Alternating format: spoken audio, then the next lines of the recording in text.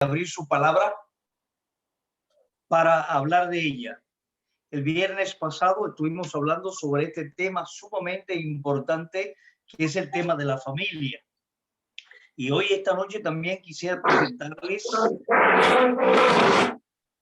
un capítulo de las Escrituras que tiene un mensaje muy importante para la familia y que debemos de tener presente para el día de hoy, para las familias de la iglesia y para las familias que están relacionadas con hermanos de la iglesia o familias que tienen vínculos, ¿verdad? Valga la redundancia, familiares, etcétera, y que también necesitan conocer estos consejos.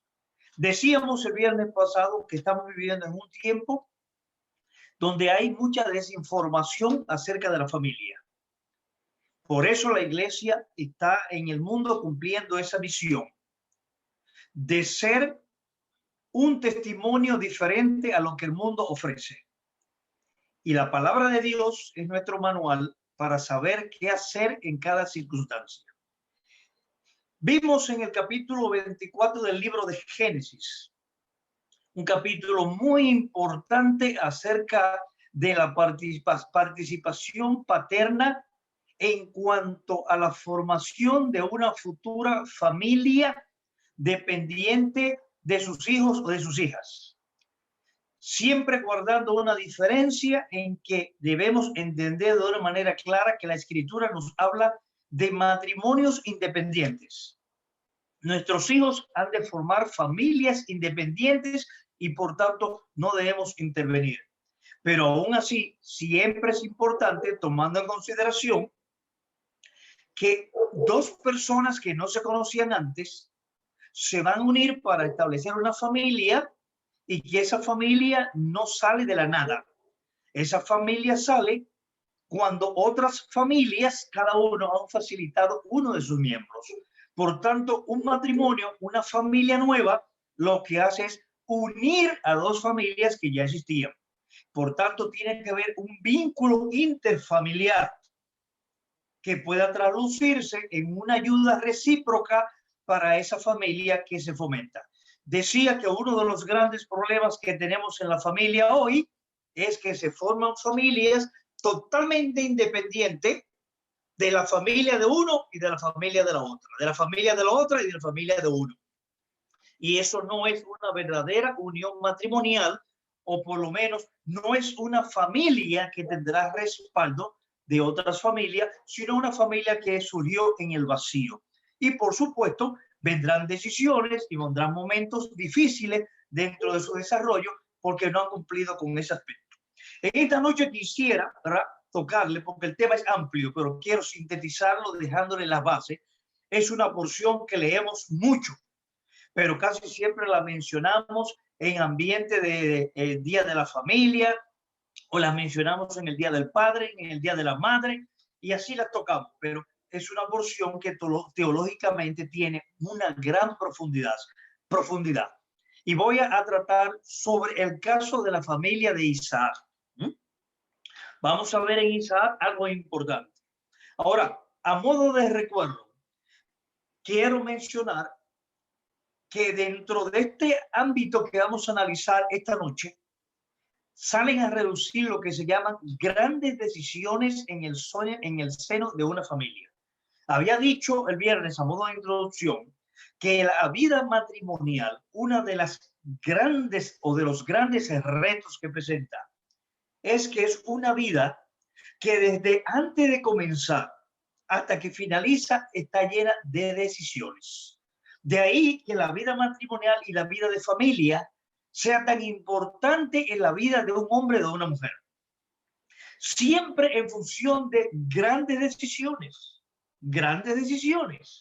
Y esas decisiones muchas veces vienen marcadas por muchos factores. Y un factor tiende a ser el carácter de la persona. Y vamos a ver justamente en este análisis, en esta noche, que nos vamos a ver en un matrimonio formado por dos personas con caracteres muy diferentes, aunque complementarios. Siempre hay que recordar, Dios no va a permitir la unión de dos caracteres iguales, porque ahí ocurriría lo que nosotros le llamamos en el aspecto práctico de la electricidad.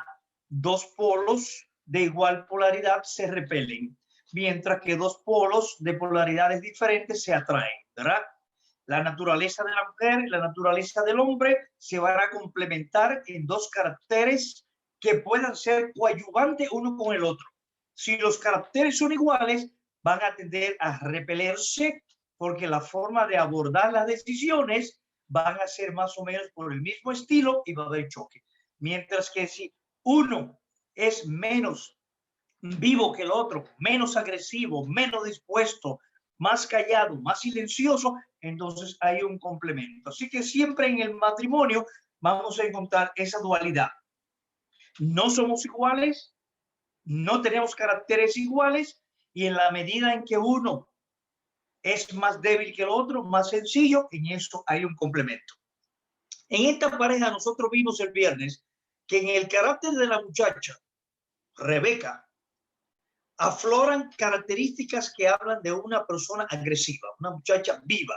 Nosotros vimos algunas cosas en ese capítulo que estudiamos. En primer lugar, se encuentra con personas en la calle que ella nunca ha visto y asume un rol de confianza como si hubieran sido gente que ella conociera antes. Así que ella tiene un carácter para relacionarse con extraños. Luego vemos la disposición de ella, que fue una de las pruebas que puso el siervo de Abraham. Aquella doncella que descienda a buscar agua y yo le pido de beber, pero de ella salga a darle también a mis animales, esa sea la muchacha, Señor, que tú has provisto para mi Señor, para Isaac, siendo él el siervo de la casa, ¿verdad? El mayordomo. En ese sentido, ¿qué vemos? Bueno, la disposición agresiva de ella. ¿Mm? También daré de beber a tus animales, a tus camellos. Pero luego dice, cuando él le pregunta, ¿y hay alguna facilidad en tu casa? Sí, sí, en mi casa hay forraje, hay alimento para los animales y también para hospitalidad. Pero ella no ha consultado eso ni con su papá, ni lo ha consultado con su hermano mayor, sino que el carácter de ella es expuesto, agresivo, viva. Y ese carácter lo vamos a ver ahora en este análisis que vamos a hacer esta noche. Mientras que en el caso de él, ¿qué encontramos? Cuando terminamos ese capítulo, encontramos que dice, él salió a meditar la tarde. Un hombre que medita, un hombre silencioso, un hombre tranquilo, de carácter poético, que viene a meditar al campo. Pero luego dice, cuando la recibió como esposa, dice, terminando ese capítulo, y se consoló con ella en ausencia de su madre. Y eso llama mucho la atención.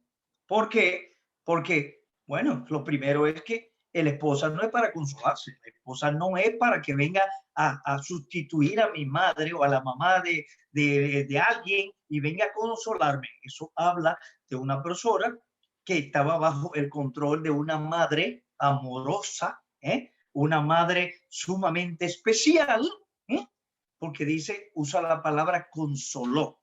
Así que estamos en presencia de dos caracteres ya de antemano que tiene cada uno una vertiente importante. Y vamos a ver cómo enfrentan esos dos caracteres en el seno de una familia. Eso es muy importante analizarlo hoy, en el día de hoy. Para los pastores que me están escuchando, son argumentos que le estoy dando que yo he puesto por práctica en mis 33 años que tengo como anciano de una gran iglesia. He tenido que enfrentar muchos casos, y le voy a decir esto con orgullo, lo digo. Posiblemente en República Dominicana el Señor me ha puesto a pastorear una de las iglesias que menos problemas en el orden familiar ha dado. ¿Por qué puedo decir esto con tanta autoridad?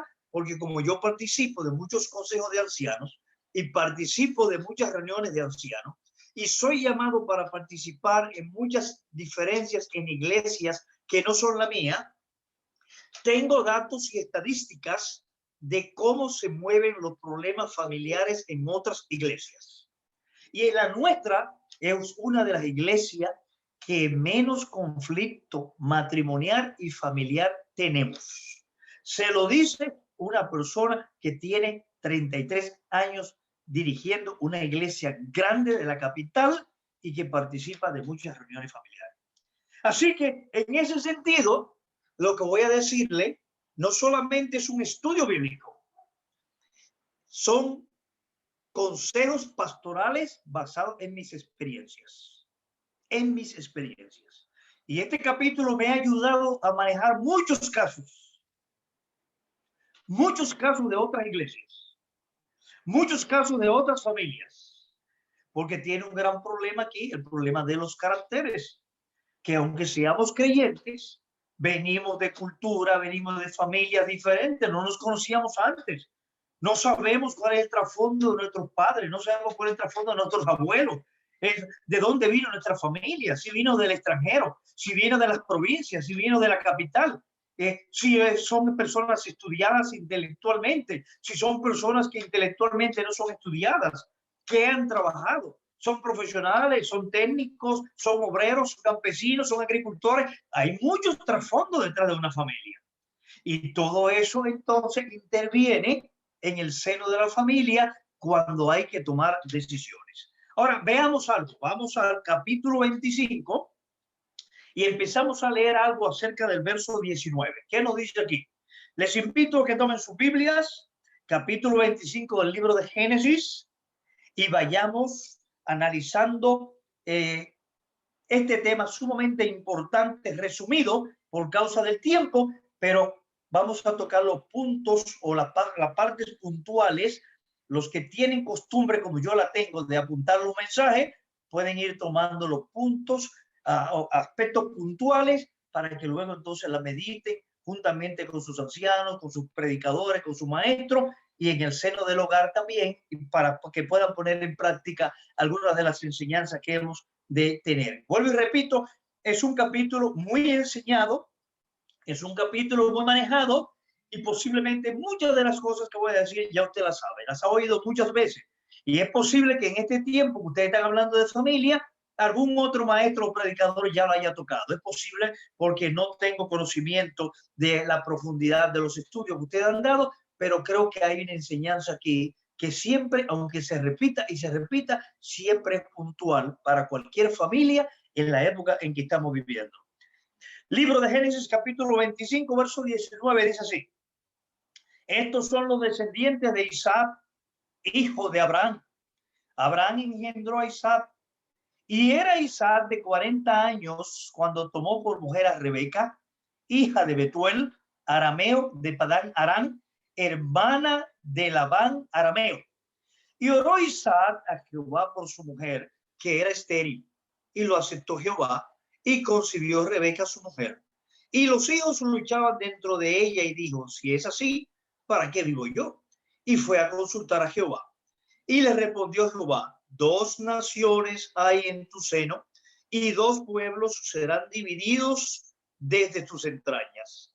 En un pueblo será más fuerte que el otro pueblo, y el mayor servirá al menor.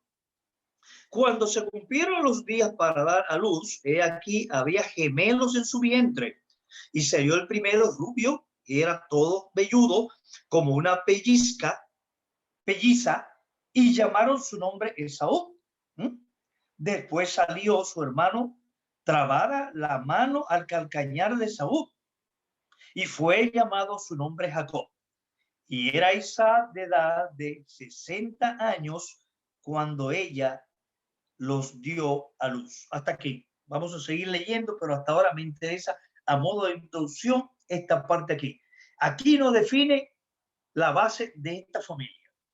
Luego veremos a ver las decisiones que tienen que ver con esta familia. Ahora, una cosa importante sobre este tema. Fíjense ustedes, hermanos, que esta pareja tiene, en el momento en que ella sale embarazada, 20 años de matrimonio. No se menciona nada acerca de la vida de ellos durante esos 20 años. Nada. Lo que importa en el texto es lo que va a suceder a partir de la maternidad, a partir de la formación de familia. Pero antes, en cuanto a ellos dos como matrimonio, no se menciona nada. Y por supuesto, nosotros sabemos que tiene que haber muchísimas cosas, porque Isaac era el heredero legítimo, nada más y nada menos que de ese gran hombre que fue Abraham. y había cargado sobre sí toda la responsabilidad que Abraham había dejado. Un gran imperio, ¿verdad? Muchas riquezas, muchos hombres, una gran hacienda, muchas responsabilidades. Aquel matrimonio iba a traer cosas nuevas en el seno de toda aquella hacienda. Sin embargo, la Biblia no menciona nada de eso. La Biblia empieza a hablar de ellos a partir del momento que van a nacer sus hijos. Y luego el enfoque más importante sobre ellos y las decisiones de ellos tiene que ver en el ambiente de la paternidad y la maternidad. Es decir, en el ambiente de la familia. ¿Porque es importante destacar esto? Bueno, porque la Biblia destaca lo que Dios quiere que se destaque para fines de sus planes y de su proyecto. Eso significa que en la familia Dios es el que manda, Dios es el que dirige, y en el momento en que Él escoge las cosas es cuando suceden. Así que en la Biblia no habla nada de ellos dos, que se casaron, fueron felices, que él la amó, que se sintió contento, que ya a la presencia de ella le quitó un poco la melancolía y el recuerdo de lo que fue su madre y todo eso, y feliz 20 años. Pero durante todo ese tiempo no hubo embarazo. Y dice la escritura, ¿verdad?, que tenía él justamente 40 años cuando la tomó por mujer, hija de Betuel. Entonces ya conocemos eso. Y dice, y oró Isaac a Jehová por su mujer. Bueno, no es la primera vez que ora, ¿verdad? Tienen 20 años ya de casado. Cuando la palabra enfatiza una oración, eso significa que esa oración es la efectiva. Es decir, es la oración que Dios responde. Es la oración que se manifiesta por la voluntad y soberanía de Dios, lo que le estamos pidiendo. Pero no significa que en 20 años no oró una sola vez, ¿verdad? Porque él veía que el tiempo corría y corría y corría y el embarazo no aparecía, ¿verdad? Así que finalmente ya a los 20 años oró, ¿verdad? Dice, y oró Isaac, o no exactamente 20 años, porque luego viene el embarazo, pero ya un tiempo había avanzado. Y oró Isaac a Jehová por su mujer, que era estéril. Y lo aceptó Jehová y concibió a Rebeca, su mujer. Notemos aquí algo importante, hermano, en una familia. Cosas a veces que son repetitivas y cosas que se dan que a veces no nos explicamos. Aparece aquí que Rebeca era estéril, pero ya sabemos que Sara también fue estéril. ¿Cuánto fue el tiempo de la duración de la esterilidad de Sara? 25 años. ¿Cuánto fue la esterilidad de Rebeca? 20. Y vamos a ver más adelante que Raquel, la esposa de Jacob, también fue estéril. Fíjense cómo Dios permite, a modo de prácticamente descendencia en una familia, factores que tienen propósitos específicos, pero que a veces no los entendemos. Su mamá fue estéril, su esposa estéril y la esposa de uno de sus hijos estéril también. Y con tiempos más o menos paralelos. 25 años, 20 años y un tiempo también dilatado en el caso de Raquel. Así que es importante que veamos cómo ocurre esto. Y dice, y oró, y Dios oyó la oración de él, ya he dicho, y la mujer concibió. Y los hijos que luchaban dentro de ella, ¿verdad? Y parece un embarazo de alto riesgo, un embarazo difícil, porque ella se quejó y dice, si esto es así, ¿verdad? Durante todo el tiempo de mi embarazo, ¿para qué vivo? Yo preferiría morir, ¿verdad? Por supuesto, eso lo dijo en un momento de desesperación propio de un embarazo de riesgo difícil y de comportamiento difícil. Y ella fue a consultar a Jehová. De una manera directa. Fíjense lo que hemos venido hablando acerca de ella desde que la conocimos en el capítulo 24, que tiene carácter independiente. Fue directamente, ¿verdad? No se hizo acompañar con su marido. Fue directamente ella ahora a consultar con Jehová y a presentarle este caso. Bueno, si este embarazo es así, entonces muéstrame qué hago, porque así me voy a morir antes que termine este embarazo, ¿verdad? Dice, y Rebeca fue a consultar a Dios, y Dios le respondió, dice el verso 23, ¿verdad? Y Jehová le respondió y le dijo, 2 naciones hay en tu seno, y 2 pueblos serán divididos desde tus entrañas. Un pueblo será más fuerte que el otro, y el mayor servirá al menor. Dios le da una profecía aquí sumamente importante para una madre, para aquella que va a formar familia. Dios le está revelando algo aquí tremendo. No siempre ocurre eso, ¿verdad? Que Dios nos revele a nosotros el futuro de nuestros hijos. En este caso, Dios lo hizo. Dios accedió a lo que ella pidió y le dio un indicativo. Pero Dios introdujo una variante aquí, anti-época y anticultura. El mayor servirá al menor. Esa no era la costumbre en aquella época. Todos los documentos que existen en aquella época hablan de la importancia de nacer primero. Y de ahí venía una práctica no bíblica, una práctica legal, una práctica cultural, que era la práctica de la primogenitura, en la cual el niño que nacía primero en una familia recibía una doble porción de la riqueza de sus padres. Así que era un privilegio nacer de primero. Pero en este caso Dios altera la cosa. Dios tiene unos planes ahora que se desconocen y que Rebeca desconocía, ¿verdad? Y que hemos de suponer que lo primero que ella debía haber hecho era haber llamado a su marido y haberle dicho, yo he consultado con Jehová y Jehová me ha dicho esto.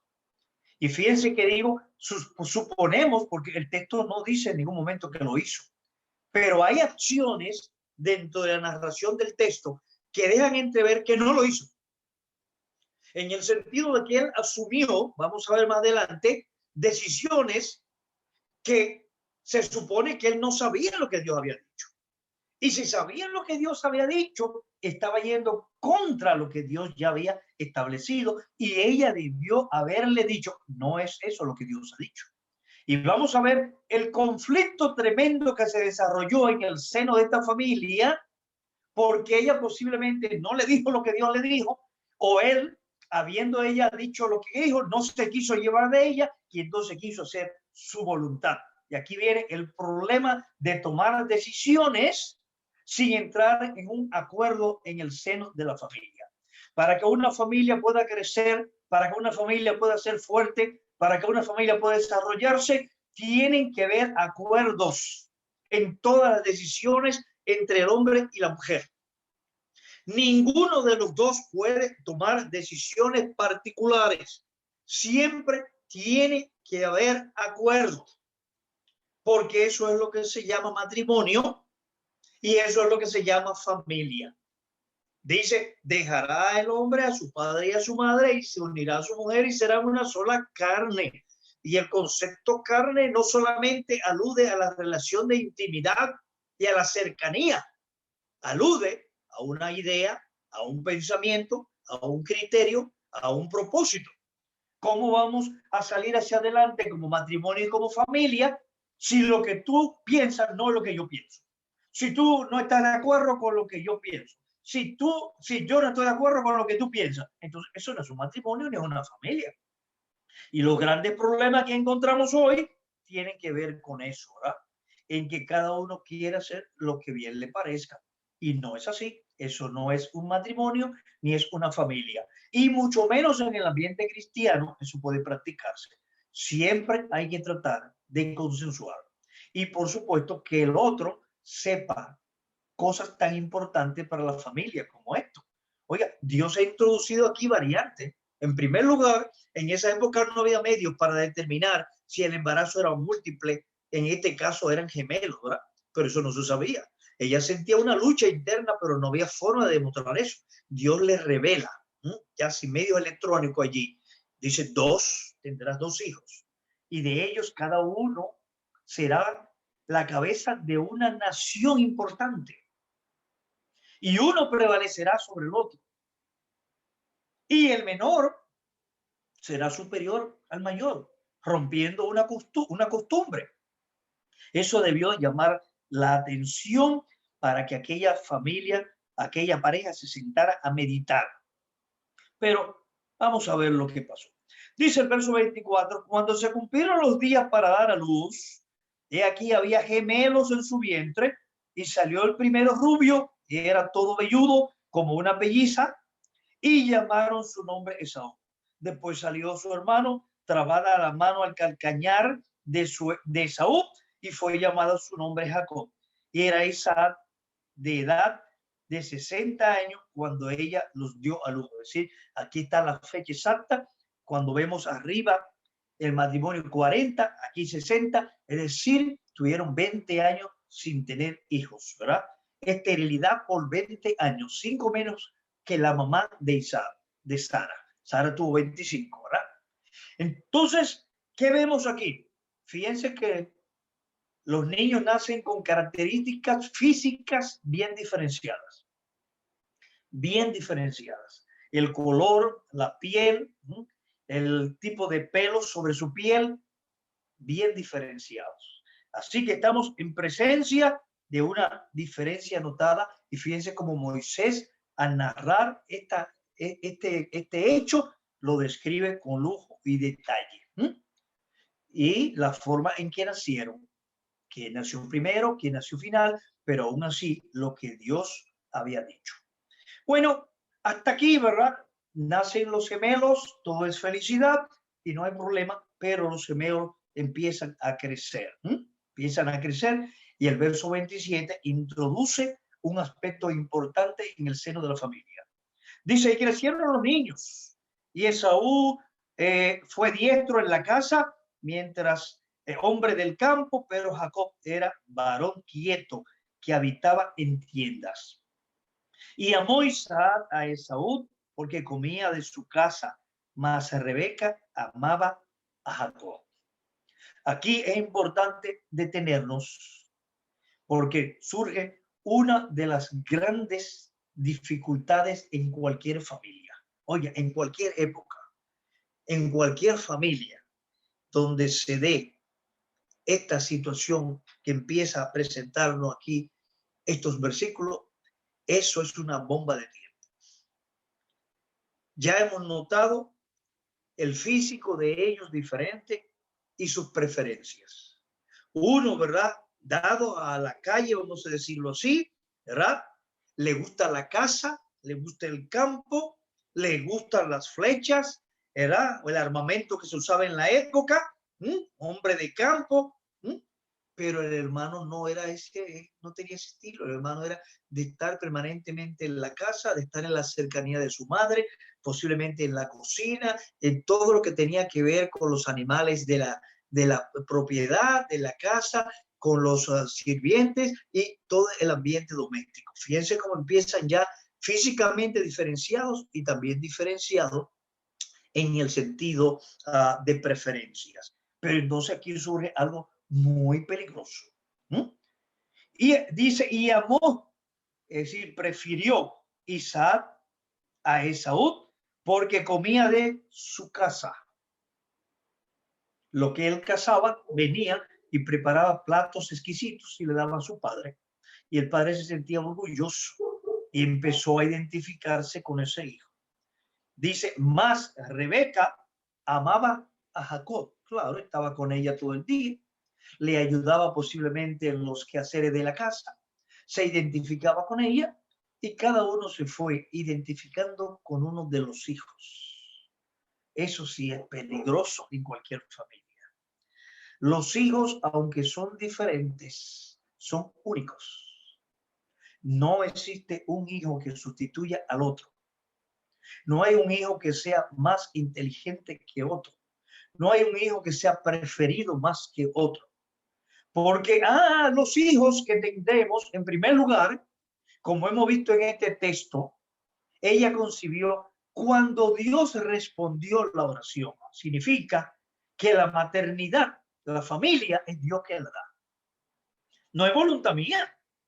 Aunque yo participe, yo sea el canal a través del cual Dios va a permitir esa familia, no es voluntad mía. Ahí no se decide cuándo y lo que yo quiero. Por supuesto, estoy hablando en el sentido lógico, ético y correcto. En el día de hoy sabemos cómo la cosa se ha distorsionado, ¿verdad? Ya ni siquiera el hombre es necesario. La mujer va a un banco de semen y compra y dice, yo quiero un hijo que tenga los ojos azules o los ojos verdes y que tenga tal tamaño y que sea robusto y que tenga características atléticas y busca la naturaleza de un hombre, ¿verdad? O el semen de un hombre que respondió a esa naturaleza porque quiere tener un hijo así. Ya eso es una distorsión. Ya eso es otro ambiente para un día que tengamos tiempo para analizar cómo la familia y cómo el hombre está distorsionando hoy la naturaleza de la familia. Primero, porque no es hijo de una familia, es hijo de ella. Ella fue a un banco de semen y lo compró y prefirió su modelo. Y ella escogió su modelo, ¿entiendes?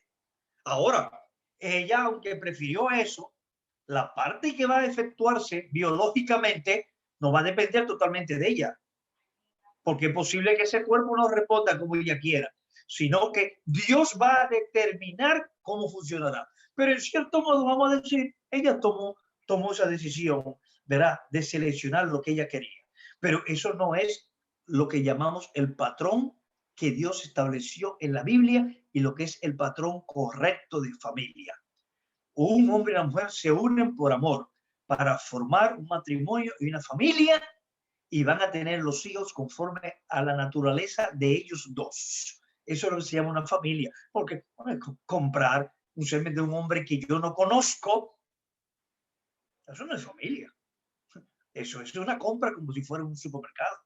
El producto que yo quiero, pero eso no responde a una naturaleza de un matrimonio real, ideal, correcto. Entonces, ¿qué encontramos aquí? Bueno, que cada padre se identificó con uno de los hijos. Como ya he dicho, una bomba de tiempo. Nunca en una familia debe darse ningún mérito particular a ninguno de los hijos sobre los demás. Todos vienen por la gracia de Dios cuando Dios lo disponga y con las características que Dios le da. Usted no determina, ni yo ni nadie, cómo será un hijo o cómo será una hija. La forma, su carácter, sus deseos, sus ideales, su propósito en la vida, Dios lo marcará. Y ellos lo van a evidenciar. Y sencillamente nosotros somos los ayudadores, por decirlo así. Las personas que Dios ha puesto al lado para levantarlos por un tiempo, porque llegará un día en que ellos también, igual que nosotros, van a tomar su decisión, saldrán y buscarán a la persona con quien formar una familia y se van a independizar. Y esa familia es independiente. Esa familia no es para manejarla desde mi casa y trazarle pauta. No, es totalmente independiente. Por eso dice, se unirá a su mujer, dejando a padre y madre, y serán ellos dos, a partir de ahí, una sola carne. Es decir, cada matrimonio es totalmente independiente de otro. Los padres no tienen ninguna influencia en los matrimonios futuros de sus hijos. Hay respeto, hay garantía, hay amor, hay ayuda, hay solidaridad, todo eso, pero gobierno no. Porque ese matrimonio es tan independiente como fue el suyo cuando usted decidió casarse con esa esposa que tiene e independizarse también de los padres suyos y independizarse ella también de los padres de ella. Así que es importante observar esto. Pero aquí empieza a haber algo ahora. Una selección en base a beneficio. Él es un hombre fuerte, el hijo que todo padre quisiera tener, un hombre agresivo, un hombre de la calle, un hombre que sale y es capaz de conseguir la comida, de buscarla, que tiene capacidad agresiva, todo un héroe. Y entonces, cuando viene, participo yo de sus beneficios, este es el hombre que yo quiero, este es el hombre que va a representar mi familia, porque el otro no, el otro está aquí metido en la casa y siempre está al lado de la mamá. Y ese no sale, ese no sabe cómo representar una casa, ese no sabe lo que va a hacer frente a un problema, pero este no, este es fuerte. Y este hombre sale y trae casa y va al campo y se enfrenta con los animales. Y es un hombre de éxito y viene y comparte. Este es el hombre mío. Y entonces me voy formando mi ideal del hombre que yo quiero. No del hombre que Dios va a levantar con propósitos conforme a su gracia, sino el hombre que yo quiero. Entonces Isaac se identifica con él, mientras que la mamá, ya sabemos el carácter de ella, no se quedó atrás. Una mujer difícil, una mujer dura, una mujer decisiva, ya la conocemos de que era señorita, una mujer de carácter. Entonces se apropió prácticamente de la voluntad del otro.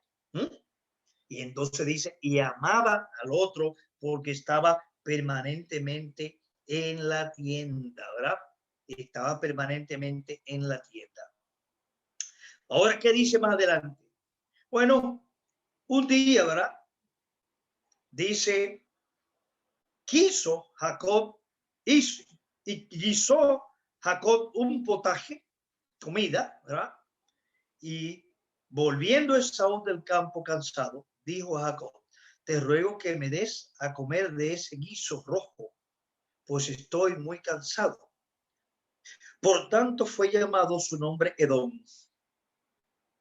Ya trataremos en otro estudio un día sobre Esaú como la cabeza de los edomitas y todo lo que la Biblia nos habla acerca de este pueblo de Edom. Un pueblo que ya finalmente en sus días fue vencido por David, y luego entonces sabemos que ahí el rey Herodes vino de los edomitas, de los descendientes de Edom, y todo eso. Hay un proceso histórico grandísimo que tiene que ver con Edom. Y Jacob respondió, véndeme en este día tu primogenitura. Entonces dijo Esaú, he aquí, yo me voy a morir. ¿Para qué pues me servirá la primogenitura? Y dijo Jacob, júramelo en este día. Y él le juró y vendió a Jacob su primogenitura.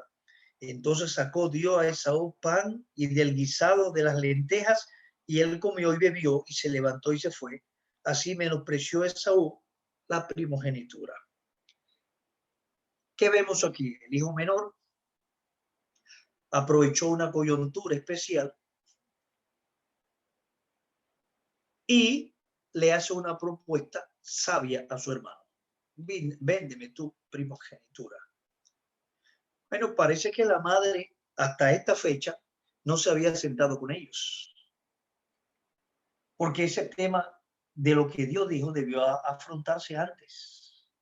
Ya son dos personas aquí, jóvenes adultos. Esas decisiones importantes que tienen que ver con el futuro de nuestros hijos tienen que ser abordados rápidamente. Tan pronto ellos tienen capacidad para empezar a entender los problemas propios de la familia y de su futuro, hay que plantearles ciertas cosas. Y parece que la madre no le había dicho nada, a pesar que dice que lo amaba y que estaba él junto a ella todo el tiempo en la tienda, porque era una persona que casi no salía a la calle. Él desconocía esto y parece que eso no se había hablado, ni a Esaú ni a él, porque debió haberle enseñado aquí en esta familia, por voluntad de Dios, habrán cambios. Y la primogenitura no será de Esaú, aún siendo él el mayor, sino que Dios ha determinado que sea de el menor. Si ellos hubiesen abordado ese tema, las situaciones que se iban a derivar después y que vinieron después no iban a suceder. Pero no se adelantaron y no tomaron decisión. Como hemos dicho, parece que ella no le había dicho hasta ahora tampoco a su marido lo que Dios había determinado hacer en el seno de esta familia. Bueno, Esaú viene cansado y en ese momento su mente, lo más importante no es la primogenitura, es la comida, lo apremiante para él ahí. Y él menosprecia la importancia de la primogenitura y dice, sí, dame de comer y yo te juro por ella y tómala. Despreció, ¿verdad? Nosotros vemos lo que dice el autor, el libro de Hebreos también. Fue llamado profano por descuidar un don tan importante como era la primogenitura, pero en ese momento actuó, ¿verdad?, de una manera profana, sin importarle lo que tenía, a pesar de que no lo iba a tener de todos modos, porque Dios había determinado ya que el menor sería el mayor en el sentido de la bendición que él tenía. Ahora, fijémonos, nos detenemos aquí y mire a dónde hemos llegado. a una familia aparentemente unida, pero no unida en el sentido. Cuando llegamos al capítulo 26, Moisés introduce aquí un caso diferente, ¿verdad? Pero cuando vamos al 27 hay una continuidad acerca de las situaciones que se iban a presentar en esa familia. Y quiero pasarle rápido porque el tiempo ya se me fue. Dice el capítulo 27, rápidamente. Aconteció cuando Isaac envejeció y sus ojos se oscurecieron, quedando sin vista, llamó a Esaú, su hijo mayor, y le dijo, hijo mío. Y él respondió, heme aquí.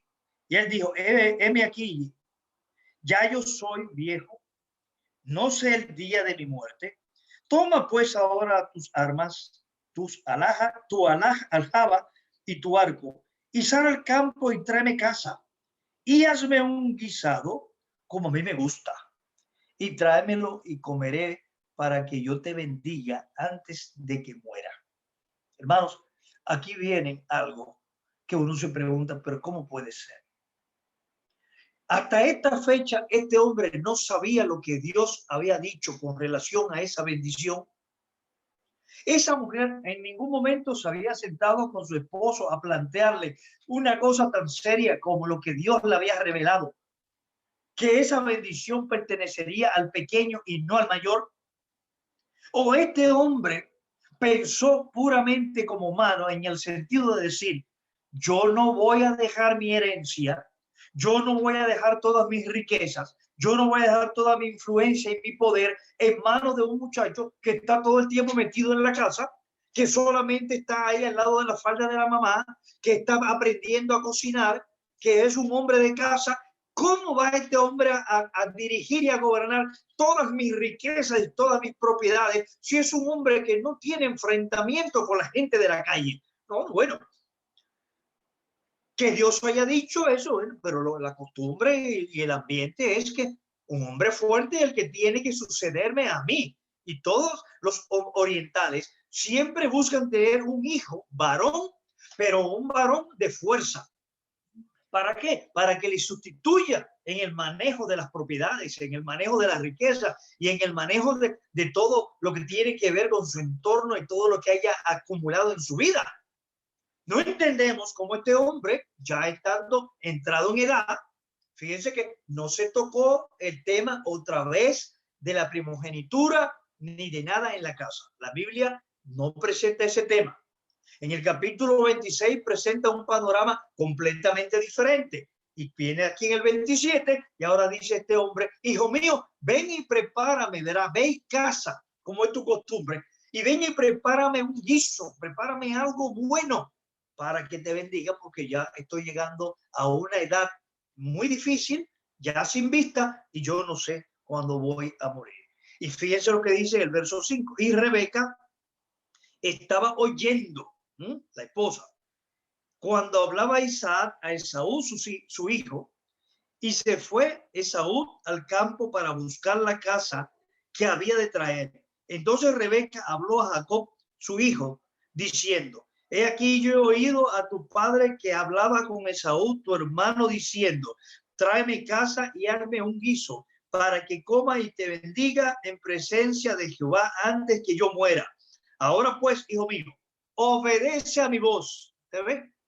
La mujer seguía ejerciendo autoridad, ya no sobre el marido como lo había demostrado en anterioridad, pero ahora se había triangulizado con el hijo. Ahora la autoridad va sobre el hijo.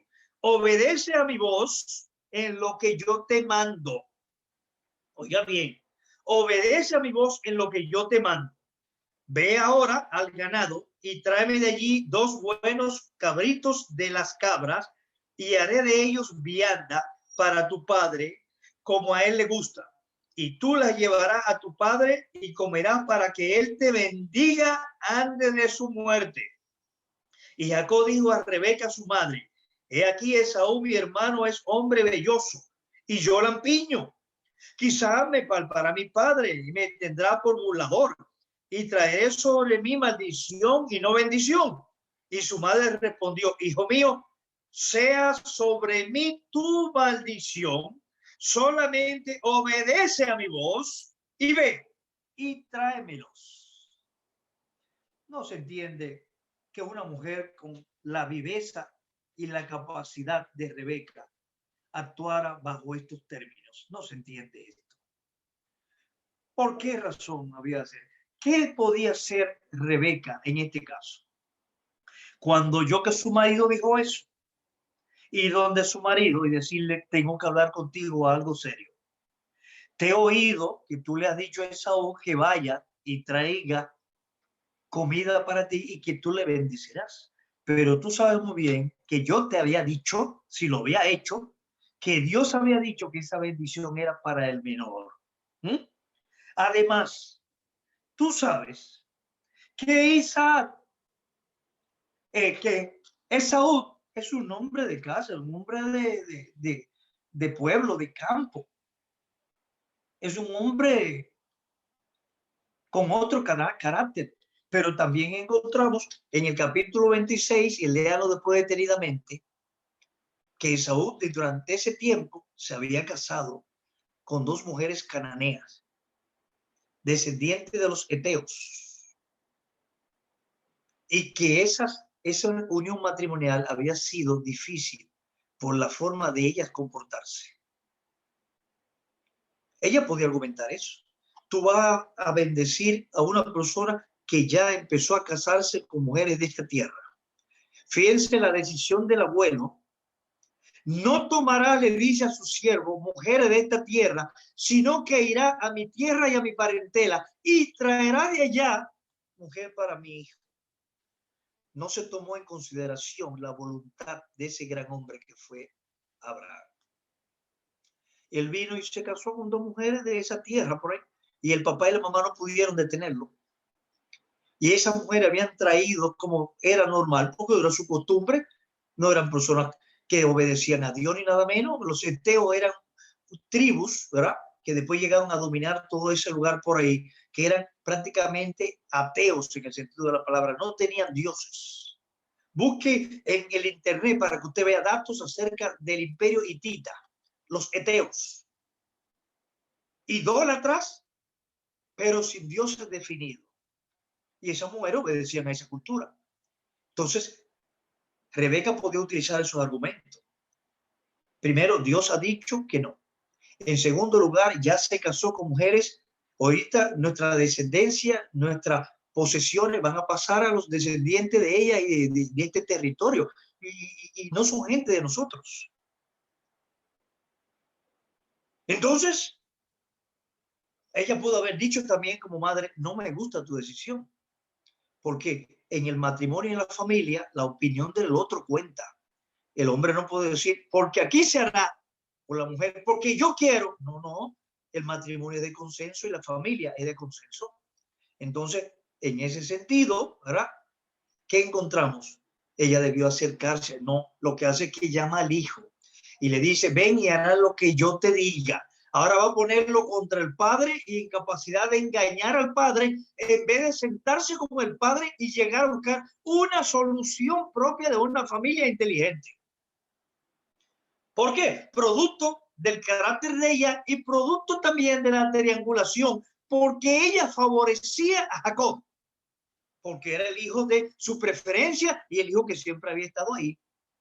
No de tanto de Saúl, aunque era hijo también, habían nacido juntos, eran gemelos. Habían salido ahí en un tic de tiempo entre uno y otro, a la luz. Ah, no, en preferencia mía es con el pequeño. Y entonces obedece mi voz.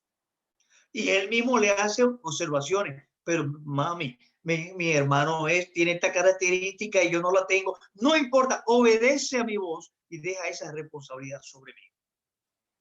Y aquí vemos las decisiones que se toman en una familia de esta naturaleza tienden a la destrucción de la familia, como efectivamente sucedió con esta familia, destruida. Una familia que pudo haber gozado de grandes bendiciones, destruida por las malas decisiones que tomaron. ¿Y qué sucedió? Bueno, como ya conocemos el texto, y voy a ver porque el tiempo se me fue ya, aquel muchacho hace lo que la mamá dice. Y aquel hombre ciego posiblemente había perdido todo el tino, porque, oiga, mis hijos se me pueden disfrazar y posiblemente yo pierda la vista y hasta el oído, pero que yo no sepa totalmente diferenciar a un hijo mío de otro, ya eso es un caso extremo. Y entonces dice él, como ustedes van a leer más adelante, bueno, es la voz de Jacob, pero los bellos son de Esaú. Oye, ¿y cómo es que tú no vas a poder diferenciar un hijo de otro? Bueno, aquel hombre fue engañado.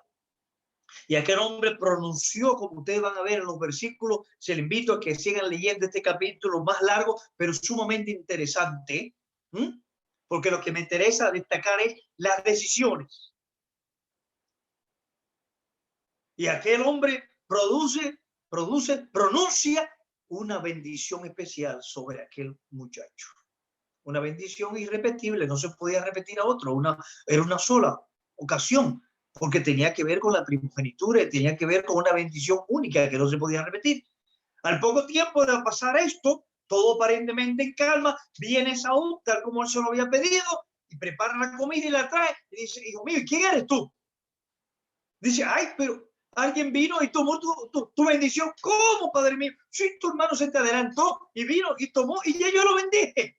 Y aquel muchacho empieza, ya usted sabe, el problema que se da en una familia cuando uno de los hijos se entera que otro lo ha suplantado en alguna situación de la familia o que uno de los padres se ha identificado por encima de él con el otro hermano.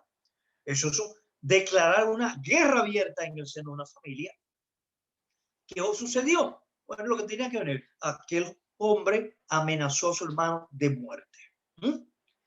Fíjense dónde va la familia ya. Una familia preciosa, con un tremendo significado, con una herencia de uno de los grandes patriarcas, Isaac, el segundo patriarca más importante del Antiguo Testamento después de su papá.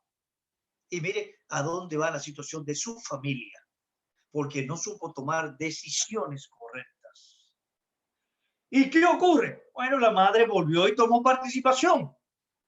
Sacó al hijo menor, ¿verdad? Para que no lo fuese a matar su hermano mayor y lo mandó a la tierra de su hermano, como conocemos, y allí se desarrolla durante todo ese tiempo la vida de aquel hijo.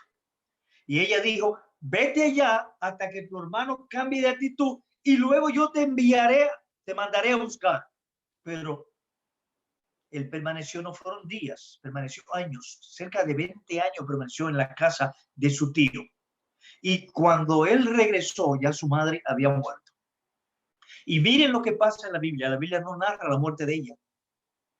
La Biblia no narra, ni dice cómo murió, ni cuándo, ni por qué. La Biblia no habla de ella. Su nombre desaparece como una demostración de que Dios no aprobó las cosas que ella hizo. Su nombre no aparece. Siendo esposa de uno de los grandes hombres del Antiguo Testamento, y cuando muere, muere de una manera misteriosa. Nadie sabe de qué murió, cómo murió y en qué momento desaparece. Se menciona el nombre de su asistente, Débora, su criada, pero no aparece el nombre de ella ni cuándo murió. Porque Dios nunca estuvo de acuerdo con la forma en que se manejaron las informaciones de él. Este capítulo tiene mucho que enseñarnos. Y aconsejo a las familias a que lo mediten detenidamente para evitar caer en cualquier error que cayó esta familia. Tomando decisiones sin una comunicación efectiva. Una de las armas importantes en el seno de una familia es la comunicación. La comunicación. Tenemos que hablar, tenemos que comunicarnos nuestros planes, tenemos que tomar decisiones en conjunto y tenemos que buscar que esas decisiones Dios las avale, que Dios las apruebe para que sean de beneficio para nuestra familia. Si no cumplen con esos cometidos, vamos a tener familias disfuncionales, familias divididas y familias que van a ser un llanto y un sufrimiento para sus padres durante toda su vida. Que el Señor nos ayude y nos bendiga y que podamos tomar esta su escritura y ponerla por práctica en nuestras vidas y que podamos desear tener familias sanas, familias obedientes, familias unidas y familias donde las decisiones se tomen a la luz de la palabra de Dios, que es nuestra única guía. No llevarnos de terapeutas, no llevarnos de asesoría, no llevarnos de informaciones del internet, no llevarnos de las corrientes que prevalecen en el mundo hoy, sino de lo que la palabra de Dios enseña. Hermano, que el Señor bendiga a cada familia representada en esta noche, que el Señor bendiga a toda la familia de esa querida iglesia, que el Señor bendiga a todas las familias de nuestras queridas hermanas iglesia en Honduras y que en República Dominicana también esto sea una realidad y que podamos tener en el día de hoy un ejemplo para el mundo que se necesita, que es una auténtica familia conforme al plan y al propósito de Dios. Que Dios nos bendiga y que este tema sea de bendición para cada uno de nosotros en esta noche. Amén.